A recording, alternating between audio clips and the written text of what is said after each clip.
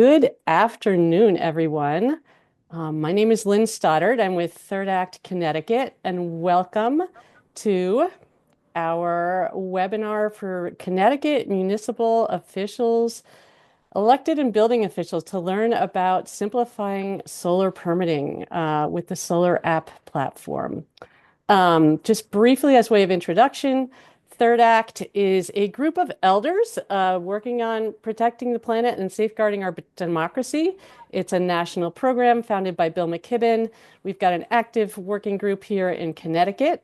And one of the initiatives of Third Act is Simplify Solar. It's a national campaign that addresses the challenge that residential solar in the United States is 2 to 3 times more expensive than it is in many other countries.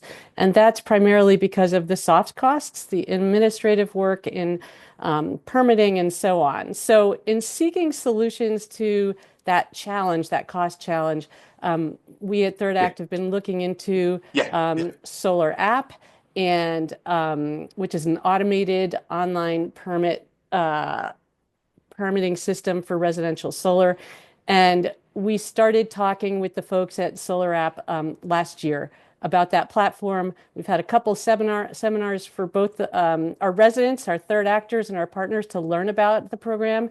And many of us have been talking to you, our local town officials, suggesting that it would be a good thing for your town to explore.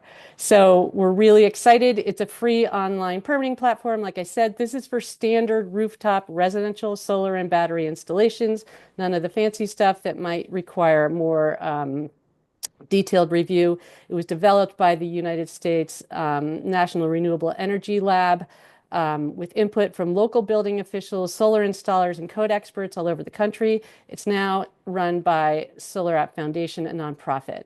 So the main focus of the benefits of SolarAPP today are the fact that it eases the burden on many busy municipal building officials to reduce permit review time and prioritize your time to focus on issues related to the building inspection. We're really pleased to be partnering with SolarAPP Foundation. They have prioritized some free technical support and assistance for Connecticut officials over the next couple months. So this is your time to learn, explore the potential benefits for your town, and hopefully adopt SolarAPP for use in your town. Let's see. So let me give you a quick overview of today's session. We've got municipal elected officials and building department staff from over 20 different towns in Connecticut that are with us today, as well as lots of residents and folks from other states. But we're focusing on the building officials to help them learn. So we'll have a quick overview of what SolarAPP is from Patrick Hayakawa of the SolarAPP Foundation as a start. Then we're going to open up time for you to learn from your peers in 2 different towns in Connecticut that are already using SolarAPP. We're really excited to have with us today Matt Hoey, the first Selectman of Guilford, Kim Norman-Rosedam, the chief building official in Guilford, and Tim Gothers, the building official in East Hartford. So that's your time as local building officials in Connecticut to learn from your peers, ask questions. We'll have a lot of time for Q&A and discussion during that section. After that, we'll do a little more detailed technical overview and kind of a demo of the platform from Patrick Hayakawa. We'll have additional Q&A. And this is what we'd love you to leave with today, to have enough of an understanding of what this product is and what the benefits could be for your town so that you'll take the next step to dive into specific questions related to how it would work for your town. You might have certain considerations that you feel are different than other towns. How would that work for us? So the way you're going to do that is Patrick and his team at SolarAPP Foundation have offered free 30-minute assessments directly one-on-one with your town. And we'll put a link in the chat later on so that you can just access a calendar to set up some time to explore how this might work for your specific town in Connecticut. So that's our game plan. A couple side notes. As I mentioned, we've got lots of folks from other states and residents in Connecticut. If you guys would do the family hold back thing on your questions today. We'd really love to prioritize the time for building officials. We can answer your questions at another time, but we know our building officials have taken an hour out of their busy days, and we want to make sure that they get their questions answered. Um, the final thing I want to say before we get rolling is there is a legislative proposal in Connecticut addressing solar streamlining for residential solar that emerged after we had started our Simplify Solar campaign in Connecticut, focused on the benefits of SolarAPP. So the only thing I want to point out about that is it's not the topic for today, the legislation, and that SolarAPP is available for towns to use and adopt now. It doesn't require any authorizing legislation.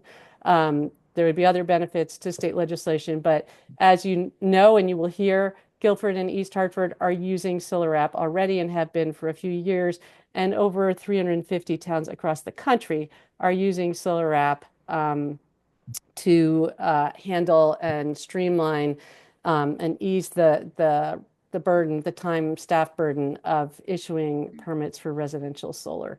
So that's it. I'm going to turn it over to Patrick so he can do a quick, deeper overview of SolarAPP, and then we'll get into hearing from our towns. Thank you all for being here, and Patrick, you're on. All right, while I bring my slides up, thank you, Lynn, for the great setup. Thank you, Third Act and the whole Third Act team for organizing this. Thank you also. We're so excited, couldn't really be more excited about the interest and energy we are hearing and seeing and learning about in Connecticut among all of you Third Act volunteers and your local officials. I also know there are representatives from other states on the call today, which is fantastic. SolarAPP is absolutely a nationwide tool.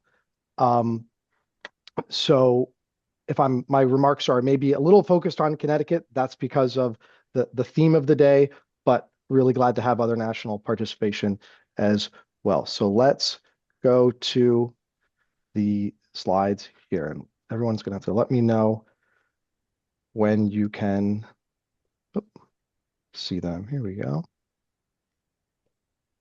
How's There we that looking? go. We got it, Patrick. You're on. Okay. Yep. Great. All right. So I am Patrick Hayakawa. I'm the Outreach and Education Lead for the SolarAPP Foundation.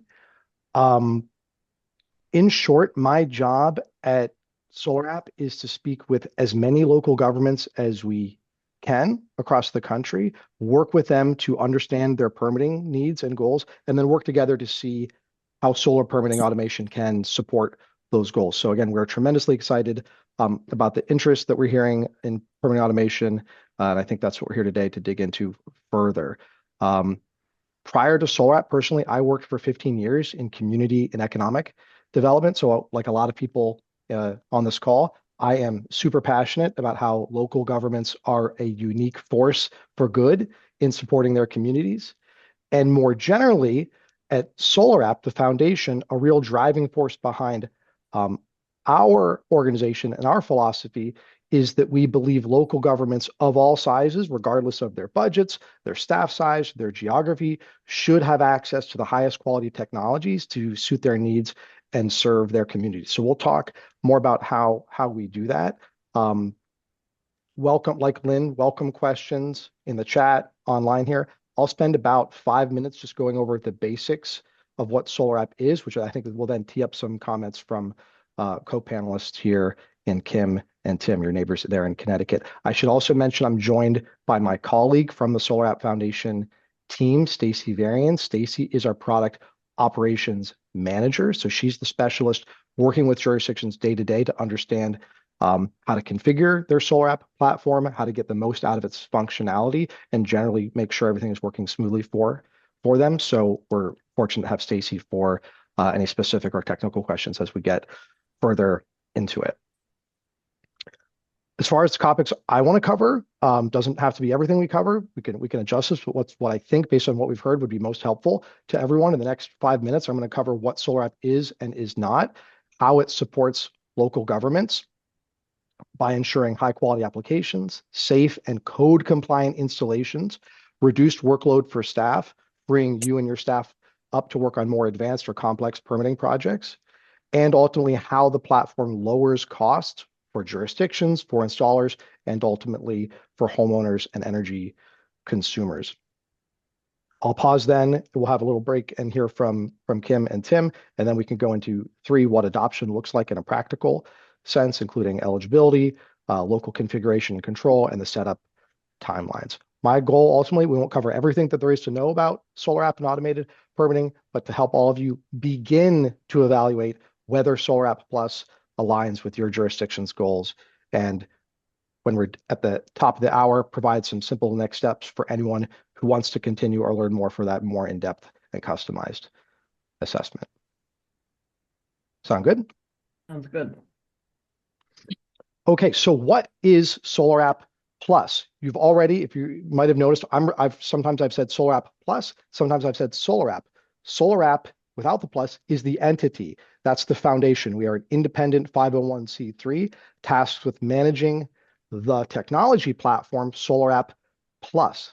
Okay, so app is not, it's not an app, it's a bit of a misnomer. It's an acronym standing for automated permit processes plus other technologies. We'll talk about other technologies we're involved in if folks are interested beyond rooftop solar.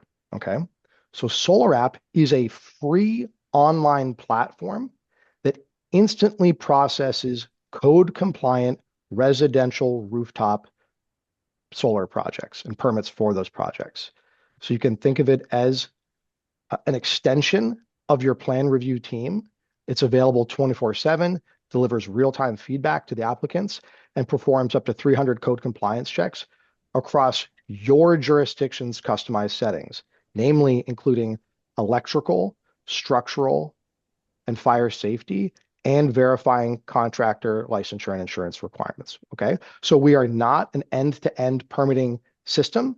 Many of you might have permitting systems that you're already perfectly happy with. That's terrific. We're not here to complicate or replace that. We are here to be an extension of that is taking plan review off your plate for, again, the most basic and simple, as Lynn said, most basic and common residential PV and energy storage projects. Is what we have been built to do. That's what we're doing for over 350 jurisdictions across the country. Okay. So what's the problem we are built to solve? I'll bet people on this call have experience with this. There are increasing challenges with manual permitting at the local level. One is just general local government capacity, everyone being tasked to do more with less. You may at times feel burdened with poor quality plans from contractors, frequent cancellations and revisions, maybe even difficulty hiring and retaining qualified plan reviewers, permit techs. A second challenge increasingly is the complex and inconsistent requirements across various jurisdictions. This can create confusions for the jurisdictions. It can create confusion and delays for residents and the installers. One of the major benefits of SolarAPP is bringing a consistent and universal interface into how those applications are initiated and how they are reviewed while maintaining your local control. Okay, so all of those challenges we see lead to high rates of inspection failure, impacts for consumers like delays, in some cases, unsafe installations, and ultimately higher costs for everybody. So if those are the problems we're built to address, how are we doing it? In a minute, we'll talk about what the system interface looks like and how it works. But I think to start, doesn't matter, in my view, it doesn't matter how slick or fast or great a tool is. If a local government with everything you're all tasked to do can't, in practical terms, understand it, adopt it, and work it into your workflow in a relatively efficient way. So SolarAPP is very much built with that in mind. In other words, it is free for jurisdictions. There are no setup costs or operating costs for jurisdictions ever. I should also mention we have worked hard to make our procurement and contract terms extremely local government friendly, i.e. there is no operating contract. Of those 350 jurisdictions that use us, they are not locked in. They use us only for as long as or to the extent that they feel we are serving their goals. Any single one of them could call us tomorrow, in theory, and say, we're not happy with this service. That doesn't happen because it's a good tool, and we work hard to make sure it's serving their needs. But we are not here to lock jurisdictions in to a system that doesn't work for them. The system is safe in that we are maintaining your code interpretation, maintaining your latest and applied structural, electrical, and fire codes. It is ready to go out of the box to work with any current permitting process, whether you're taking applications in person, by email, online software. No custom development or new platform purchase generally required. Most can set up in 4 business days, in a few business days rather than weeks or months. We'll talk later about that last one, why it's not really software for you and your staff to learn. It's something that it's an installer tool that the jurisdiction has selected to aid in their plan review. A couple more points here, and then I'll hand it over to Kim and Tim about their experience in Connecticut. This is a basic overview of the SolarAPP flow. The first thing you'll notice that's different is in a SolarAPP permitting model, the onus is on the installer as step 1 to complete about 50 questions on our platform about their plan design, okay? Our system, that should usually take about 30, 45 minutes.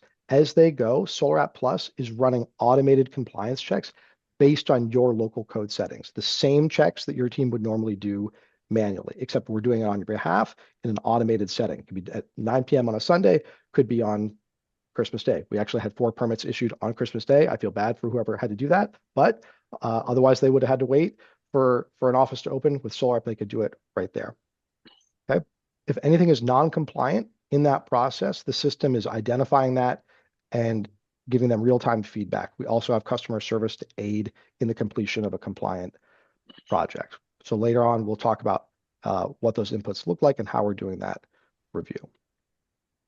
Last but not least, in most setups then, if SolarAPP has found a compliant application, we've reviewed it, we've validated their licensure, all these other things, the system, depending on the jurisdiction's preferences, is able to issue a permit and an approval to build right there without your staff having to interface with the applicant or the project. You get all the project details and you can be assured that it meets your code requirements.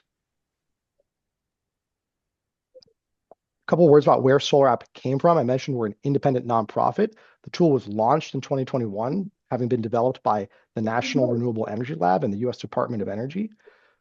It was built by a team of experts shown here. That includes code bodies that many of you are familiar with, like the ICC, National Fire Protection Association, Institute for Building and Technology Safety, International Association of Electrical Inspectors, solar industry groups, environmental organizations, and of course, the local governments that we are focused on serving. Now, as an independent nonprofit, SolarAPP has a dedicated staff and budget, independent from direct federal funding, and a very bright future ahead of us. Since I know there's a nationwide audience on this webinar, I wanted to show a quick map of where SolarAPP is currently available. This is extensive real-world validation and data. We've issued over 120,000 permits across 350 jurisdictions in 18 states. If you're in a state that is not dark orange, that doesn't necessarily mean we can't work in that state. It might just mean we haven't found the local partner to help us do that. So those are always conversations that we are happy to have. Last 2 points on SolarAPP's real-world validation. Average time saving of 14.5 business days faster from permit submission to inspection through automated permitting. We estimate that's eliminated about 150,000 business days in permitting related delays. We estimate through that about 120,000 hours of jurisdiction staff time saved through the revision process, the back and forth, requesting more documents. Significant cost savings you see there. And ultimately those cost savings, the data shows, and we can show the data if anyone's interested, as we reduce soft costs, make things smoother for every party involved, we're passing savings on to the consumer and lowering the per project cost of solar adoption throughout the country. Efficiency is great, but in my view, as I said earlier, it doesn't mean a lick unless we're also showing we're maintaining, if not increasing, safety, code compliance, and quality of the workmanship in the field. We measure that pretty diligently. How do we know that we're meeting that standard?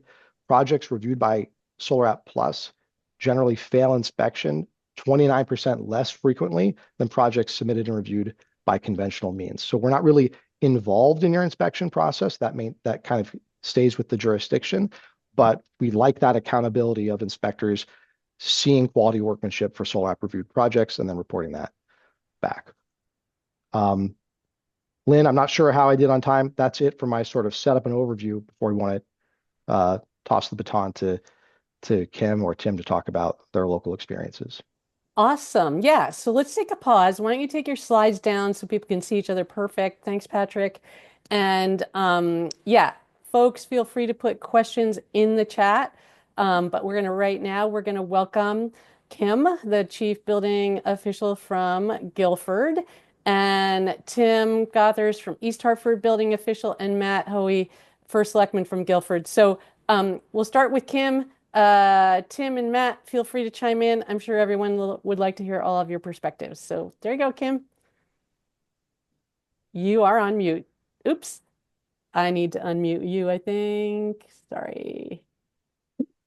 That's the problem with this. There. Hello, everyone. There you go. We can hear you. Go ahead. Oh, great. Hi, I'm Kimberly Norman-Rosedam, Chief Building Official for the town of Guilford and a SolarAPP user implemented since November of 2022. I was introduced to SolarAPP from our forward thinker and innovative selectman, Matt Hoey, and he told me to take a look at it. He heard about it, and I did, and I thought it was something that was definitely something that we would like to have implemented regarding having an interest of expedient of rooftop and energy storage battery systems being installed without compromising safety or compliance. I also had meetings with other department heads for land use because Guilford has a large amount of historical homes. So that was very concerned regarding the rooftops of going on top of the solar systems to make sure they're going to be in compliance, that these roofs are going to be able to handle the new snow load, dead load, wind load that's going to be going on top. We also have other restrictions in Guilford with certain areas for historical homes, for things that are in the flood zone, since we're on the water area.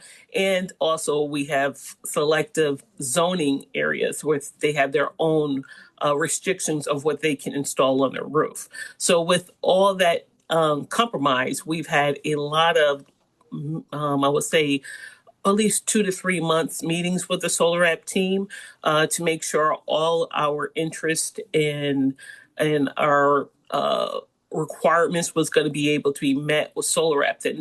To make sure we're going to keep our compliance for each, not only for building department, but for zoning, for flood, for engineering. All that took into case, which they were happy to design and have something implemented that way. It helps us reduce permit overtime, turnarounds faster. Usually a permit, once it hits the building department, was issued within 7 days. I know now SolarAPP, from speaking with a lot of our customers, they said it's usually either issued the same day or the next day. It has a greater predictability for the contractors. SolarAPP gives a great checklist for not only for the inspectors, for us, but they also for the contractors to let them know what we're going to be looking at to make sure it is Connecticut State Building Code compliance. So we have, just was mentioned in the slide, a greater, we don't have have to fail an inspection as much. They have everything prepared and they know exactly what we're going to be looking for when we get there, which is fantastic. And it also improved customer service for the homeowners to be able to get their energy source that they want implemented faster and actually onto them for their usage.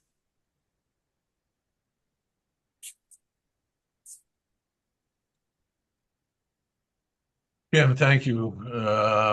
Let me step in. This is going to sound like a mutual admiration society, but I give most of the credit to the implementation of this application to Kim. As a chief elected official or a CEO, whatever you want to call me, chief cook and bottle washer, when you have staff like Kim who when you bring an idea to them or a concept and they say, let me look at it. And they don't say no. There are no hurdles put up right away. But Kim took a look at this and saw the value in it relatively immediately, came back and said, I think this is something we should do.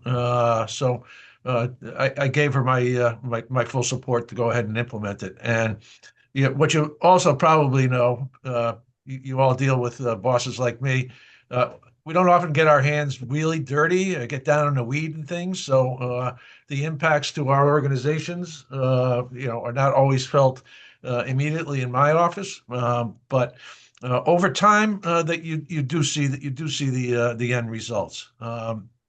Just as a little bit of background, Guilford prides itself on being a sustainability-focused community. We've done a number of things, and actually, there's a T-shirt behind me that I got from Lynn a couple of years ago with the Sustainable CT certification. I think we're silver in 2022, still silver, but so these are important things to us, and when we can make some impact along these lines, we try to. Kim and Patrick talked a little bit about the benefits, but let me go through what a CEO looks for in terms of the benefits.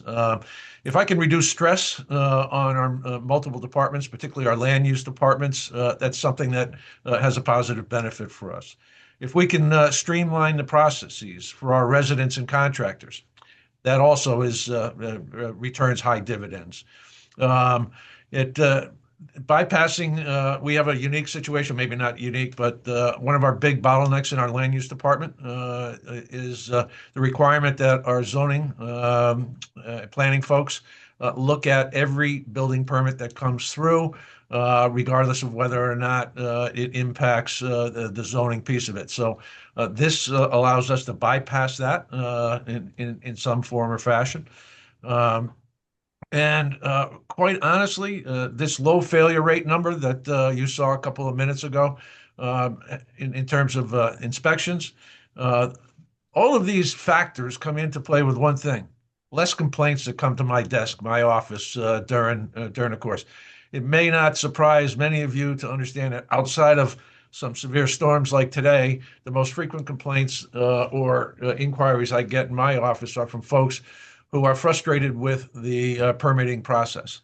And we in 2022, we made this decision to move with SolarAPP whilst we were making a decision to move to an online permitting system, which Kim can tell you, there are some significant pains with that process, but we went live last May and we're still working through some of the bugs. But this takes this takes a portion of the activity from those land use departments off the table for us.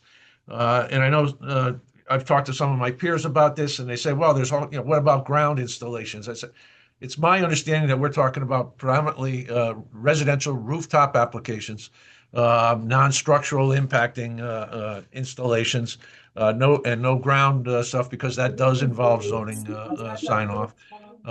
And we think that this has had an impact, and it has benefited our community as well as our staff. So that's kind of what a perspective from a CEO would be, is, how does it improve the workflow? How does it improve the efficiency of our employees? And how does it provide a benefit to our residents and the contractors who are working in our community? So that's kind of it from the 60,000 foot level. And you've heard Kim talk about how valuable she finds it, and we're big supporters. And I know we're not supposed to talk about the legislation, but it's already out there on the Council of Small Towns that Guilford's a user. Please ask Matt Hoey about the legislation. So and again, I know that Patrick and Lynn, we talked about not focusing on the legislation, but it's coming at some point, I think. And as Lynn mentioned earlier, it's optional, but at this point, so don't hesitate if you're thinking about it. Excellent. Thanks, Matt. Really helpful. Tim Gothers, you want to jump in with anything from East Hartford? There we go. Let me see if I can get you. Can you unmute? We can't hear you.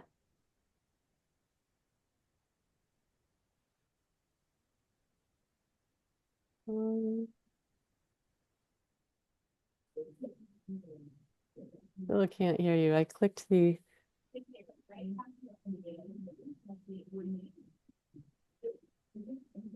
There you go. Are you able to unmute, Tim? There we go. All There right, we go. there we go. Great. Thank you. So I'm Tim Gothers, building official. So our electrical inspector's the guy who uses this every day. So I tried to ask him, and he's out on inspections. I sent him an email to see if he could log in. He says that about 25% of the applications that come in use the SolarAPP for their approval. What he was a little nervous about when we first looked into this is that it would automatically issue the permit, which it doesn't, or the way we have it set up, it does not. So Andy has, if SolarAPP says they've gone through the checklist, everything is approved, they say this is okay to issue, then Andy is the one who actually issues the permit.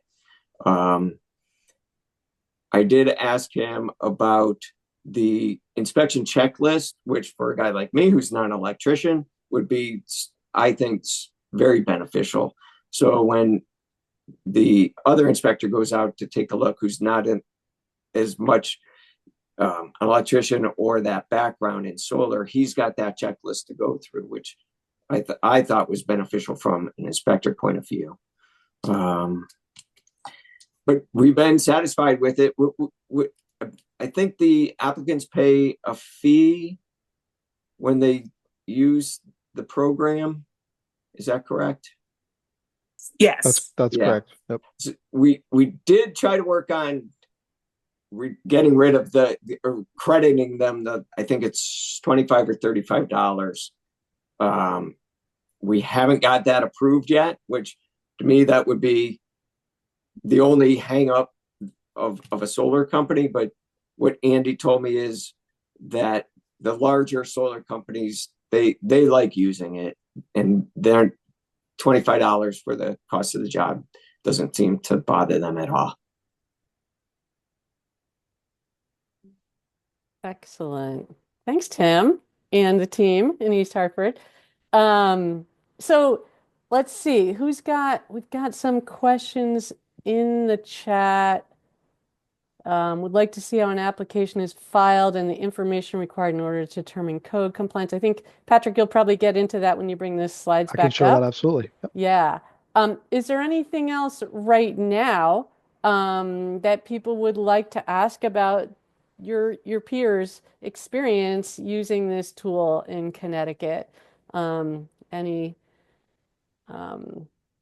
challenges you might foresee or things you're wondering about? Would love to hear from other town leaders and building officials in Connecticut with your questions. Everyone's being shy.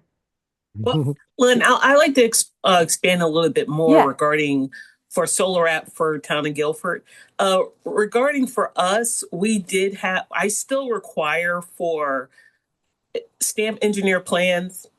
I also require for a letter from an engineer stating that the roof is code compliant to handle the new panels that's going to go on top of the home. We're also required for a post install letter, but SolarAPP still does a calculation for us to make sure it is code compliant. And if it is ground mount, it doesn't go through SolarAPP. Also, if it needs any structural modifications, it does not go through SolarAPP. If it's in a flood zone or historic district for us in Guilford, it doesn't go through it. And also zoning restrictions or homeowner associations. SolarAPP has a great GIS system that's able to let the applicant know right away that they would need to come in and apply through the town of Guilford. Because at the time when we did actually start using SolarAPP, as Matt has mentioned, we were paper-based. We were not online. We didn't go online until actually last May. But so we were using SolarAPP as a standalone system. And it's been working really well for us and also for the applicants. Great. Thanks, Kim. I'm not sure if this question is directly for Kim or Tim. Was the percentage of completion of solar projects increased with SolarAPP Plus, or Patrick, if any of you have thoughts on that? At least for me, I can say yes. We have a lot more completion and, like I said, a lot less fail rate when we go there. We have our checklist that they give, which is great. And they also, I see the applicants, the person that's usually there to meet the inspectors usually have theirs. And they go through everything that we will go through and look for our inspections, which is fantastic. All right. Okay, well, maybe we should, oh, the questions about existing software. I don't know if you're going to get more into that, Patrick, or I can show that. Sure. all right, yeah, why don't we do that? Let's have Patrick bring up his slides again on the more detailed walkthrough, and you can continue to add questions in the chat, and we'll have time after he goes through the demo. Thanks, Patrick. Yep, I'll try to quickly address two main topics that were in the chat there. One is someone said, I want to see the inputs that the installer does. So we'll show that in a second. Then we'll talk about integration. A couple questions in the chat about integration with your existing GovTech software. Before I hit that, though, Tim made some good comments about the additional SolarAPP fees. And there was a question in the chat about the jurisdiction fees. So a note on the SolarAPP fees, we often think about SolarAPP Plus as an optional fast lane, if you will, an easy pass lane, right? You've got the paid turnpike, which might be faster, cost you a couple bucks, or you've got the manual method, the surface roads to get to where you want to go. So most jurisdictions who utilize SolarAPP continue to offer both pathways, right? And then depending on if they see large demand for the automated review, we'll work with them to get that utilization as high as they want it to be. But it's entirely up to the jurisdiction whether they want to maintain their permit fees, right? Or if they're finding time savings, cost savings, pass some of that back on to the installer or to the homeowner, as Tim was talking about. So I put in the chat some data from NREL, who did an independent study on broadly impacts on permit fees. But I just like people to know it's entirely your call based on what your constituents are asking for, what you're seeing as impacts to your revenue. But there's no need out of the gate for you to change your fees or expect revenue hit. We would hope that, and what we find is most installers are generally happy to pay that nominal fee because, again, what they get in return is that expedited review, a system of application that they can access 24/7, and our support. We have a very active, very knowledgeable customer support team. So if they're having any issues for any reason, it's not your phone ringing off the hook saying, oh, why am I getting this error? It's our team explaining where there might be an error in their design and getting them a good experience to the finish line. Okay. All right, so let's look at the product walkthrough again. Conceptual level, installer submits an application to SolarAPP. We're conducting the automatic plan review in that second orange bubble. If there's an issue in a non-compliant system, they're going to get rejection, feedback, customer support to us, and go back to the beginning and submit correctly. Some jurisdictions, again, are enabling automatic approval. That's sort of, in our experience, the highest or deepest use of the tool is to get to automatic approval and issuance, payment process, and then that permit issued. Kim gave some good examples of types of projects that we don't think are appropriate for automatic plan review. She mentioned ground mounts, things that need structural modifications as part of the home. On this slide, you see how we define what we think is eligible for SolarAPP review. Theoretically, a jurisdiction could make their own eligibility list that was more limiting than this. Obviously, it couldn't be more broader than this because this is what the system at its full strength is designed to be able to permit. That's main panel upgrades, that's PV systems under 4 pounds per square foot. The storage system, you see the code years that we are compatible with there, along with your local amendments. In some situations, we can permit new construction. If there's questions, we can talk about those unique situations and add-ons for existing systems. I went there with health. Okay. So what is SolarAPP plus checking? Ultimately, again, we're a tool for automating that plan check, performing about 300 different code compliance checks on the submitted projects. That includes validation of the equipment listings, verification of the circuit parameters, address validation, local weather conditions, other structural and electrical codes. I know there's a lot on this slide, so we'll circulate these slides after if people are interested, but it might be even better to show you through the inputs. So let's go to the inputs briefly, as a couple folks asked. Keep in mind now, as we show you the inputs, we've switched our frame of reference. We're no longer imagining that we're your role as the jurisdiction representative. The user role in the screens I'm going to show you is actually the installer, because again, we would do the setup with you and for you. But to be using SolarAPP means a jurisdiction generally has a link on their site that says, good news, Town of Guilford now accepts SolarAPP reviewed projects.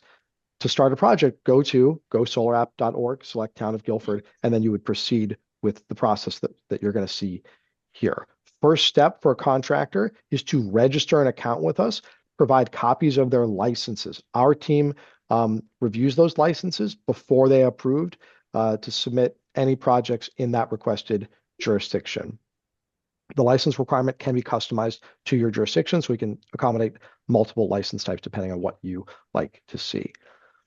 Only once those licenses have been verified are they going to be made an active applicant or registrant in the system and given access to create projects for your jurisdiction.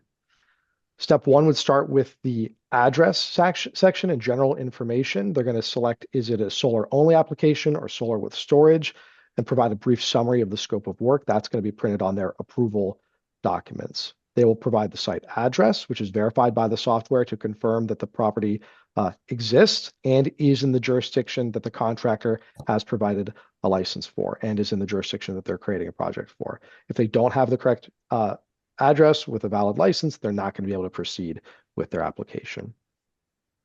This section will also prompt the contractor to review that eligibility checklist that we just showed you to confirm their project fits within the scope that's eligible for automated review. In section 2, they'll be asked questions about fire safety.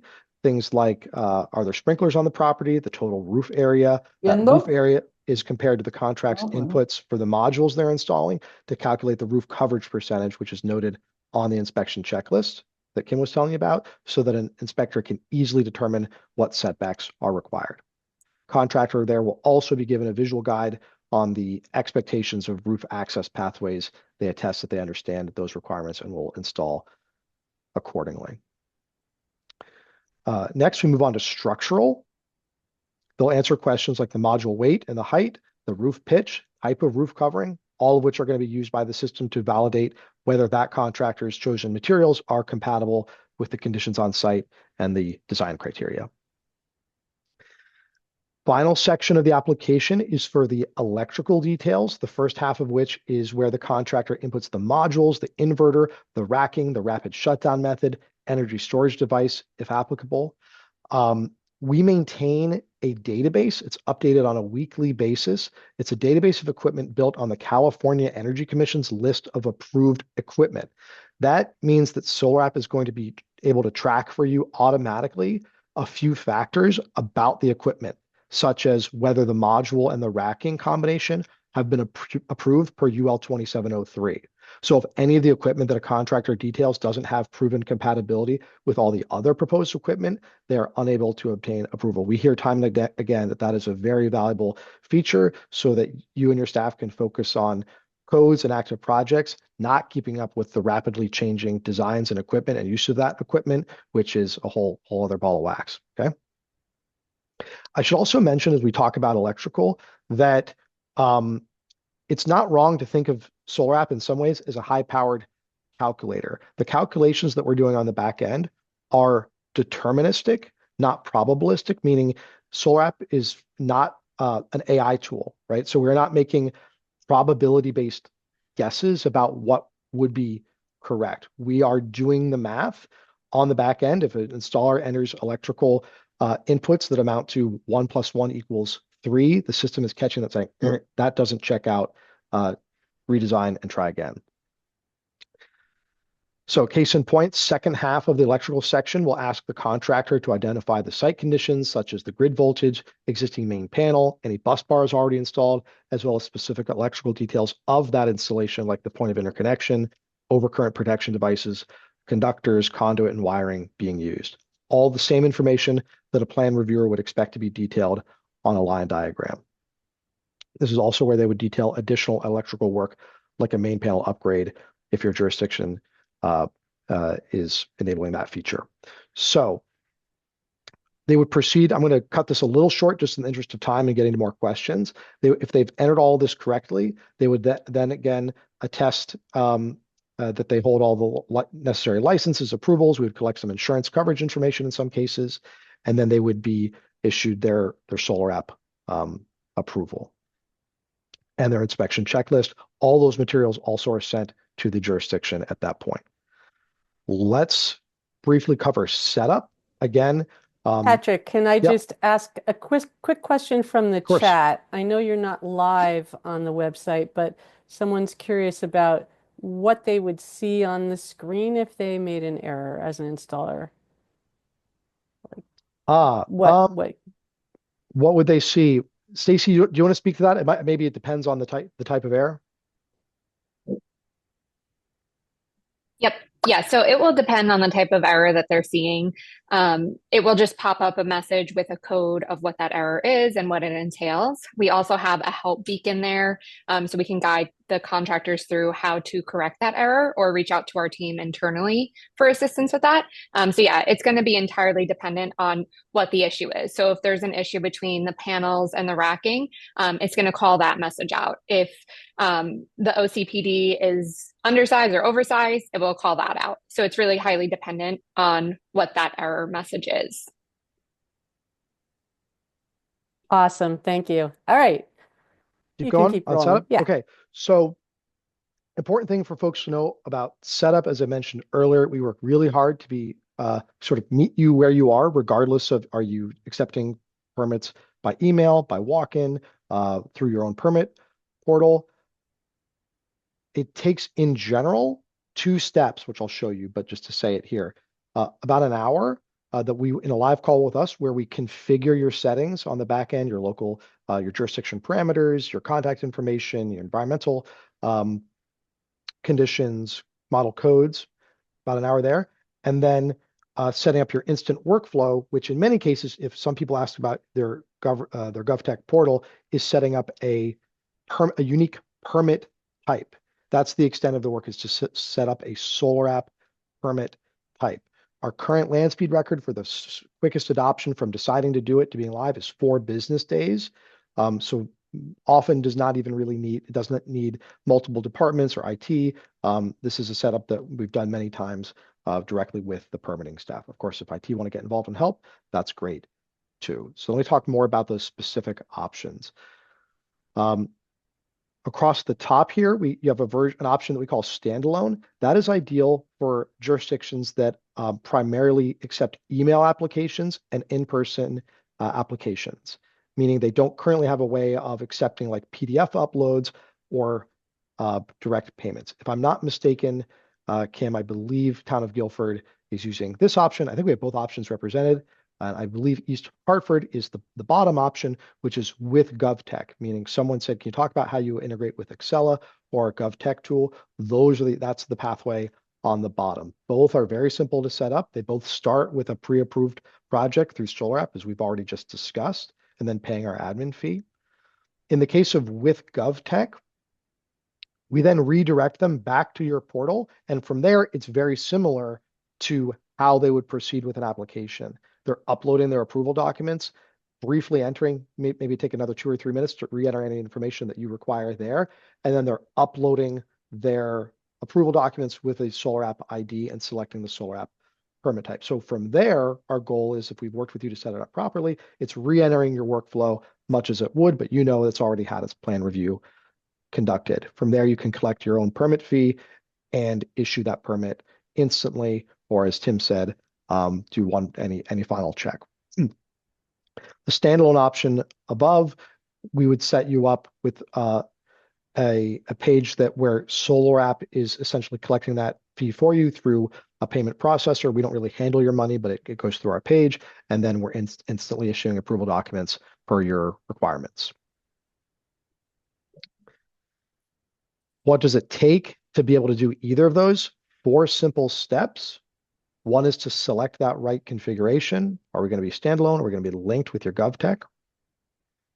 Step 2 is that registration call where Stacy and I would help you input your local settings. Again, it takes about an hour. Anyone can start a registration today on their own at our website. If they wanted to play around and enter some of that, you could probably get pretty far on your own. Then it's to set up that instant workflow, which is, if you're in the GovTech method, that's setting up your unique permit type. If you're in the standalone, it's working with us to set up your online payment processor. And then from there, generally jurisdictions like to set up a landing page that explains what this is all about. We have templates, we can provide those, and launch, which simply means telling us to turn it on and announcing to your installers that this option is now available. I'm going to pause there for any questions in the chat I missed or any follow-ups from the group.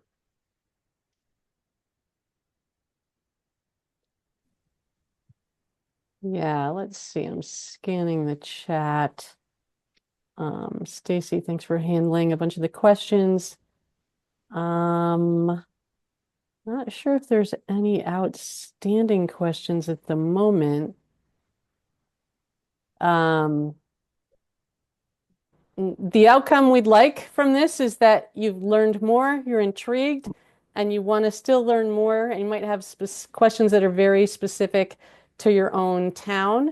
So Patrick and his team offer a one-on-one assessment with town officials, and they actually have a really cool calendar. You can just click on the link and schedule something. So I'm going to put that in the chat and encourage the building officials to schedule that opportunity just so you can explore the details for your own town.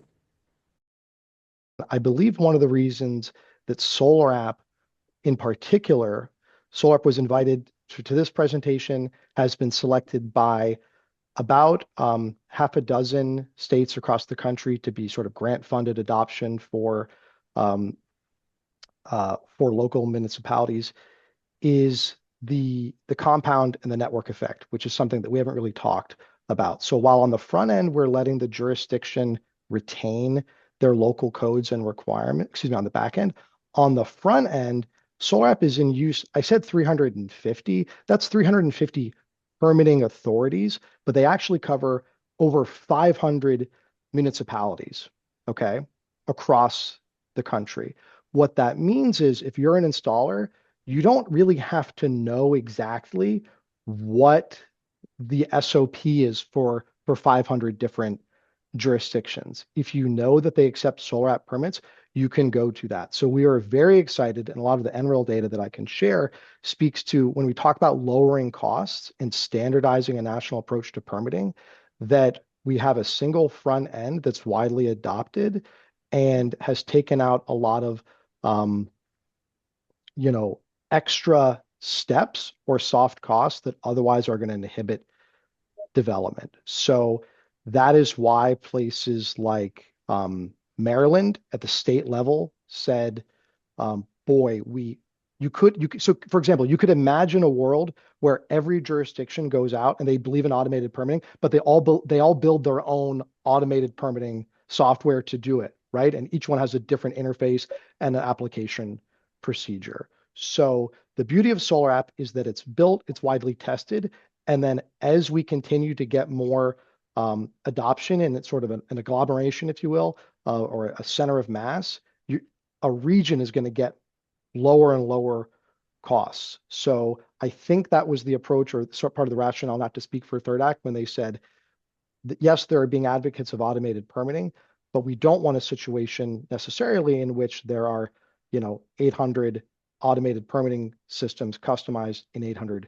jurisdictions. So we think that we have that sweet spot of retaining local control through the back end systems, but then a validated public interface for installers across the country. Yeah, I'll just add, I think that's an amazing and impressive feature of the work you guys have done. It's also it gives me comfort to know that this was developed by the National Renewable Energy Lab from the start, who are experts in this kind of stuff, using, local stakeholders throughout the country, building officials and whatnot. So it was done with our federal tax money. So we've already paid for this amazing thing, and it addresses needs, across the country. So that's another exciting feature, in my opinion. All right, let's see. How much time and effort the town has to put into getting the app set up? I think you talked about that, Patrick, but the question's being reposted. So you said the record was a few days, but maybe you can talk about that again. Yeah, we had one in Texas just last week. They told us they took an hour to do the registration, and then they took an hour to set up their permit type. So I can't promise those results. I mean, maybe Kim or Tim have their own experience. Again, it's also probably going to be a function of the size of the town. Generally, bigger jurisdictions want to get more departments involved, which we're happy to do.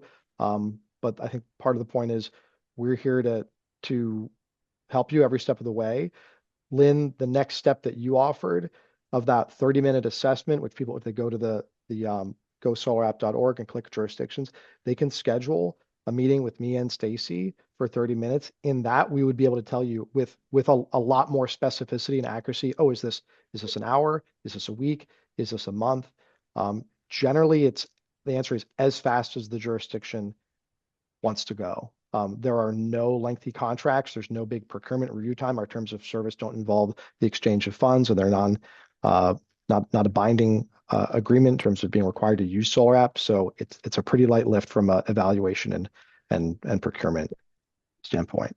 I will also say, because of that, the benefits of geographic focus and standardization, we're very excited about Connecticut over the next couple of months. So if, Lynn mentioned VIP treatment, if you're a Connecticut jurisdiction that is interested and wants to have this conversation, if we're setting up more in a local area, we can sort of give them the fast track treatment and make sure that things go smoothly for them. So that's what we're excited to offer for any third act partners or Connecticut jurisdictions.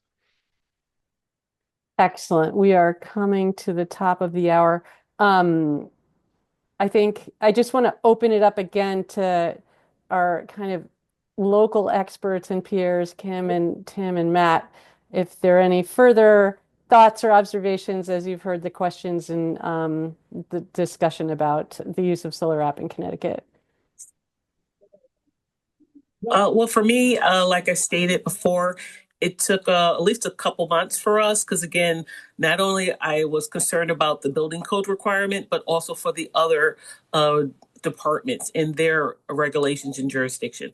So zoning regarding, like I said, for historic, they handle the historic, and also for homes that are in certain communities, homeowner association has to go over and review for solar, engineering for flood, and also if there was anything that was going to be outside of any type of that could come up, we wanted to make sure everybody was involved and everybody had their point of view assessed.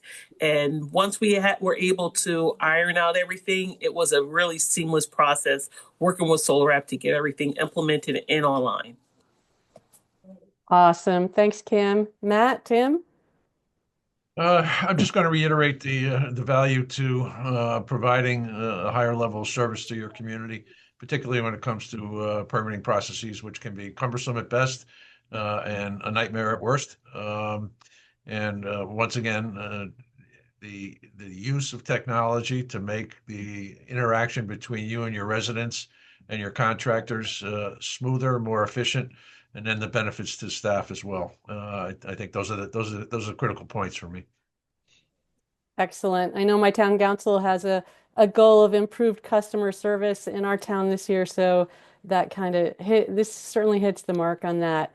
Tim, any last words of wisdom? Yeah. I was while we were going through this on our webpage for the building department, we've got a pretty good outline of how to use the solar, what the SolarAPP is involved, how it's involved, what is needed. There's links that I'm sure SolarAPP helped generate those links for us. And it's been very beneficial, I think, for us. I know Andy gets anywhere from 10 to 20 applications a week. For a while, we were just swamped, and that's what he said. The only thing he's doing is solar. And about a year ago, I think he originally learned about it in the fall New England Builders Conference up at UMass is where he first learned about it. So that was in the fall. We got it up and running March or April of 25. So we've had it just about a year, and I think it's been successful. Excellent. Thank you so much. So, really appreciate you all sharing your experience here in Connecticut, Patrick and Stacy, sharing the details of the tool and the benefits for towns. I'd encourage all the town officials to follow the links in the chat to schedule a one-on-one assessment.